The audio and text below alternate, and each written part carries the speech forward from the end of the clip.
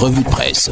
Bienvenue à la revue de presse spéciale sur ITFM 103 et Cam News 24 émettant depuis Garoua, une production de MBF Media. Le thème de Mohamed Dicalo à la une, religion Hajj 2025, des chefs traditionnels chez le roi d'Arabie Saoudite. Ils ont été invités par le prince saoudien. Départ très mouvementé à l'aéroport international de Douala, page 2 du hebdomadaire Dicalo. Toujours avec Dicalo, justement on parle de ce Hajj 2025 beaucoup plus en profondeur avec notamment cette délégation qui est en route pour l'Arabie Saoudite. Un soutien de taille, 1,575 milliard de francs CFA pour 4500 pèlerins. C'est toujours dans le cadre du Hajj, l'accompagnement justement du gouvernement camerounais. Semaine de l'innovation numérique, le Minpostel veut valoriser l'intelligence artificielle. Minette Libon-Liliquin a lancé le 27 mai dernier dans l'immeuble abritant son département ministériel la 4e édition de la semaine de l'intelligence artificielle. Le hebdomadaire Dicalo nous en parle davantage. Innovation numérique toujours, le Cameroun face à l'intelligence artificielle. Eh bien, Dicalo insiste sur cette actualité. 53e édition de la fête de l'unité, on en reparle de retour des migrants célèbrent leur intégration. La fête nationale du Cameroun a été donc marquée par la participation active de 81 migrants de retour, bénéficiaires du projet d'accompagnement du ministère de la Jeunesse et de l'Éducation civique. Ces jeunes Camerounais de retour au pays après une expérience à l'étranger ont défilé devant le chef de l'État à Yaoundé, une première pour eux, nous dit le hebdomadaire Dicalo. Transport interurbain clandestin, le ministre des Transports somme des agences de voyage. Recrutement dans les forces spéciales, 1800 commandos des BIR. Les jeunes Camerounais âgés de 18 à 23 ans et désireux de faire carrière dans le métier des armes sont invités à faire acte de candidature pour le recrutement de 1800 commandos, nous dit le hebdomadaire Dicalo, qui parle également de lutte contre la contrebande. La marine des Limbé saisit 30 000 litres de carburant, nous dit-on.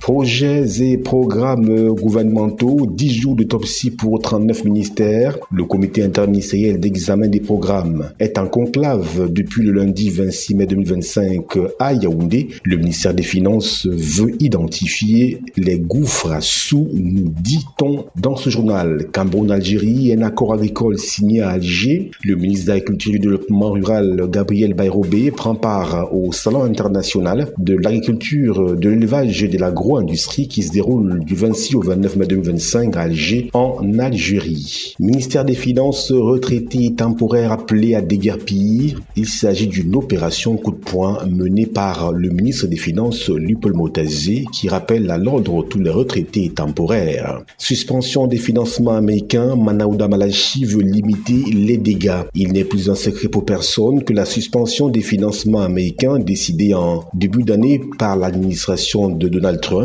a scellé un coup dur à la dynamique économique engagée par le Cameroun et précisément dans le secteur de la santé. Il faut donc trouver un autre moyen, celui justement de réajuster les opérations sur le terrain. Route Marois d'Abanga Kousseri, 33 stages professionnels offerts aux jeunes. Il s'agit de leur permettre de se familiariser avec le terrain à travers une expérience pratique. Ils vont bénéficier d'un contrat d'1 an non renouvelable. National numéro 1, cap sur le traitement des zones critiques avec le hebdomadaire Dicalo. Santé mondiale à Genève, le Cameroun plaide pour des soins de santé sûrs et solides. Priorité absolue sur la couverture santé universelle. Le groupe AFD, des infrastructures pour dynamiser l'Afrique centrale. Cap sur Dicalo pour en savoir davantage à propos de l'Agence française de développement également. Lions indomptables du Cameroun, le gros pari de Marbrice qui mise sur la jeunesse est à scruter dans les jours à venir à l'occasion des matchs amicaux durant la période de FIFA. Feka Cyclisme, les 18 coureurs qui défendront les couleurs nationales sont déjà connus. Direction internationale mort en Chine, la dépouille de Boupenza accueillie entre larmes et interrogations du côté du Gabon. Afrique du Sud, États-Unis, du gaz contre des exemptions de droits de douane, eh bien, c'est le deal entre ce pays et l'administration Trump. Voilà pour ce qui est du titre hebdomadaire d'Icalo. Feuilleton à présent Challenge Hebdo, avec à la une, évaluation des performances 600 km de route livrées en 2025, une session du comité interministériel d'examen des programmes inscrits dans le cadre de la SND 30 en conclave à Yaoundé à la page 7. Redéploiement politique dans la Bénoué, Gabriel Bayrobé installé comme nouveau patron du RDPC. C'était à l'occasion d'une cérémonie présidée par le président de la délégation régionale permanente du Nord, Sa Majesté le Lamido de Rebouba, Aboubakari Abdoulaye. Violation des instructions, un sous-préfet marche sur les directives du MINAT en réclamant des fonds aux chefs traditionnels pour les préparatifs de la fête de l'unité. Il s'appelle le Cabral Libi. Le PCN a investi son candidat pour la présidentielle 2025. C'était lors de son congrès tenu le week-end dernier à Kolofamba, dans le département de la Moufou et à Famba, région du centre. Meeting politique, une manifestation du SDF interdite à Obama. Le pourquoi nous est compté par Challenge Hebdo. Recherche scientifique, la grève des chercheurs bat son plein, nous dit Challenge Hebdo. Bac 2025, plus de 144 000 candidats, convoi de précieux sésame, nous dit-on. Station de pesage de Nomayos, l'incivisme des transporteurs perturbe le trafic.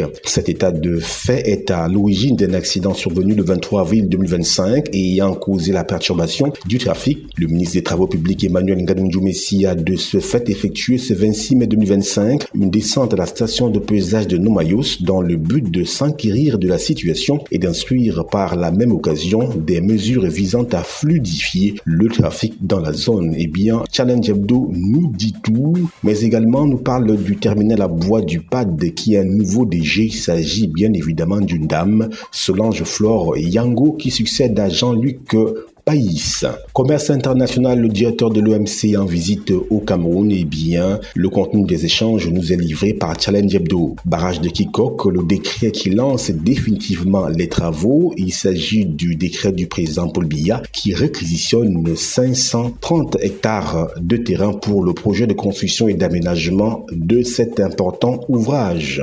Examen des programmes, le MINTP présente son bilan devant le comité interministériel. Journée nationale de vaccination, la poliomyélite dans le viseur de la campagne. Imagerie médicale, la victoire de Genève qui pourrait changer le Cameroun. Eh bien, Genève vous prend part aux travaux mondiaux. Le ministre de la Santé publique, Dr Manaouda Malachi. Toujours avec Challenge Hebdo, aide d'urgence dans la Menoie. Plus de 23 millions de francs CFA distribués aux victimes des catastrophes. Commune de Babadjou, les comptes de l'exercice 2024 validés, nous dit Challenge Hebdo. Lui ailleurs, Cameroun, des femmes mobilisées contre les féminicides passent à l'action. Lions indomptables du Cameroun, le gros pari de Marbrice qui mise sur la jeunesse est à découvrir lors des 2 rencontres de la période des FIFA. Gaza, nous sommes à l'international, des pays européens et arabes à Madrid pour faire pression sur Israël. Au Royaume-Uni, une voiture fonce sur la foule à Liverpool et fait plusieurs blessés, nous dit-on. Voilà, madame, monsieur, c'est la fin de la revue spéciale sur ITFM Centre et Cam News 24 émettant depuis Garoua. Cette revue spéciale vous est offerte par MBF Media Productions. Nos programmes se poursuivent.